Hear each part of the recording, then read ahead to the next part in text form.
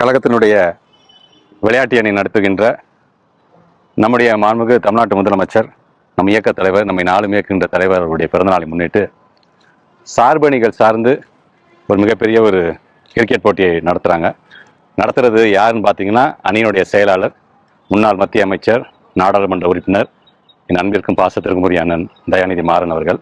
இல்லை, எல்லா சார்பணிகளும் இதில் கலந்துக்கிட்டு விளையாட இருக்கிறாங்க.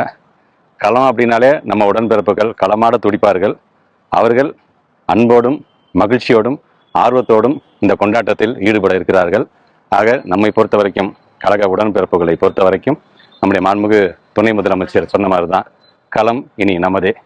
நம்முடைய மாண்புமிகு தமிழ்நாட்டுடைய முதலமைச்சர் பல்லாண்டு காலம் இந்த நாட்டு மக்களுக்காக வாழ்ந்து தொடர்ந்து இந்த நல்லாட்சியை தருவார் என்கின்ற நம்பிக்கை நம் அனைவருக்குமே உண்டு. நன்றி.